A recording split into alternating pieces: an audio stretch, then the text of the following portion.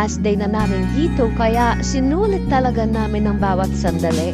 Maaga kaming nagising para maramdaman ng tahimik at kalmadong umaga sa beach. Walang masyadong tao, maririnig mo lang yung banayad na hampas ng alon at ihip ng hangin. Grabe ang peaceful. Ang sarap maglakad sa pino at manamig na buhangin habang unti-unting sumisikat yung araw. Kung pwede lang i-pause ang oras, ginawa na namin. Kahit simpleng moments lang, yung nakaupo ka sa buhangin, may hawak na kape at nakatingin sa dagat, para ang gaan sa pakiramdam. Perfect way to start our last day in paradise. Hindi pwedeng hindi maligo. Ilang oras din kaming nagbabad sa dagat. Sobrang linaw pa rin ng tubig kahit last day na. Bitin pero ang sarap sulitin habang nandito pa.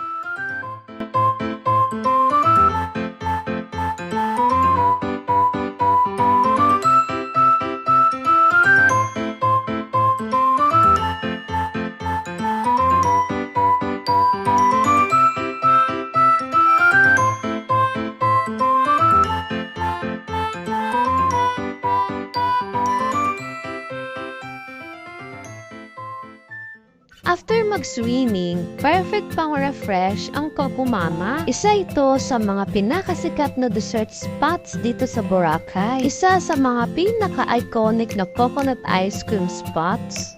Ang ganda ng presentation. Nakalagay sa mismong baon ng niyog. May layers ng creamy coconut ice cream, chewy coconut nib, crunchy granola, at may patoppings pa ng tropical fruits like mango at dragon fruit. Lasang-lasa mo talaga yung natural na coconut flavor. Hindi siya yung matamis na nakakaumay. Tamang-tama lang. Habang kinakain namin sa tricycle papunta sa susunod na stop, sobrang refreshing niya. Lalo na sa init ng panahon.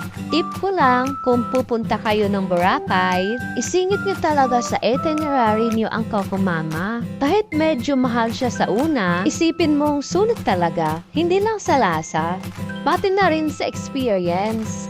Kasi once na natikman mo, may isip mo, ito pala yung sinasabi ng lahat. Chill na chill, tanong lamig, tanong sarap. Perfect pang cool down. Actually, pang third time ko na itong natikman. At now, I know kung bakit. Laging recommended ng mga travelers. Kung pupunta kayo dito, promise, huwag niyong palagpasin ang Kokomama.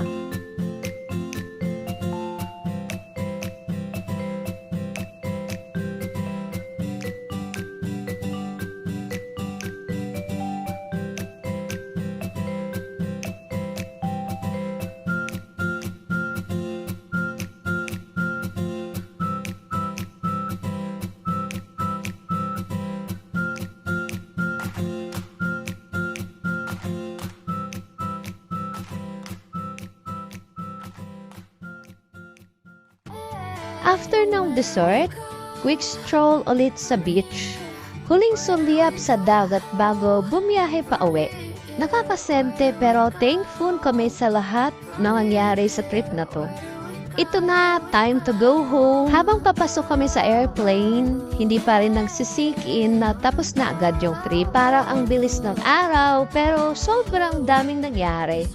Pag-akyat namin ng eroplano, ramdam na ramdam ko yung mix ng lungkot at saya. Lungkot kasi iiwan na namin ang napakagandang isla. Pero saya kasi ang daming bagong memories na uuwi kami dala-dala.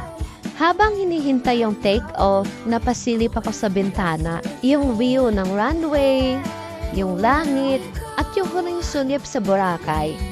May something talaga sa mga ganitong moment. Parang pinapaalala sa iyo na every trip has an end, pero ang memories, bit-bit mo habang buhay.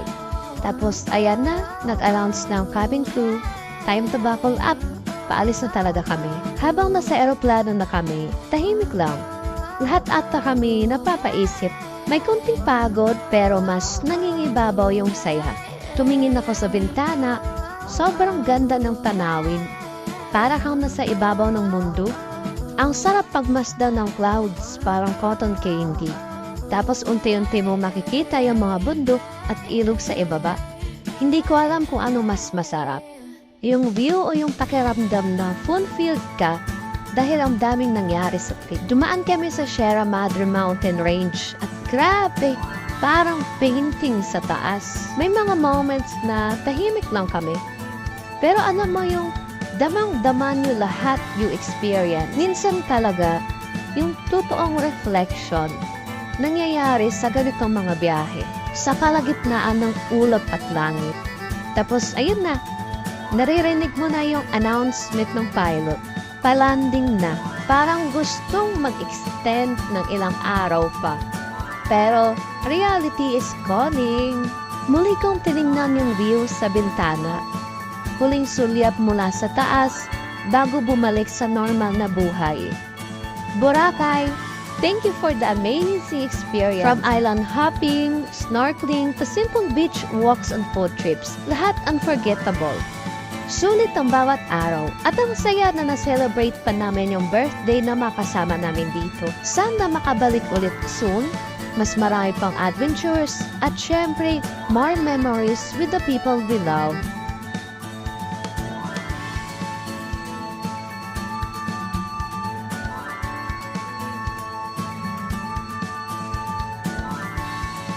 And finally, landing na, back to reality, pero ang memories dala-dala pa rin hanggang pauwi.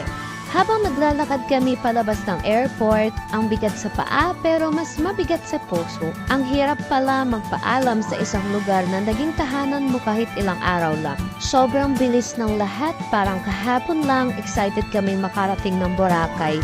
Ngayon naman bitbitan namin ang mga alaala pauwi. Iba talagang epekto ng biyahe. Hindi lang siya pahinga, kundi reset din para sa isip at puso. Napaisip ako habang naglalakad. Ang sarap palang mag-disconnecta minsan sa stress at gulo ng araw-araw. Para lang ma-remind na ang daming magagandang bagay sa mundo. Thank you, Boracay. This is Isam. Goodbye. See you again someday. Thank you for watching our Boracay adventure. Don't forget to like, comment, and subscribe for more travels and motovlogs. Kita-kits ulit sa susunod na trip!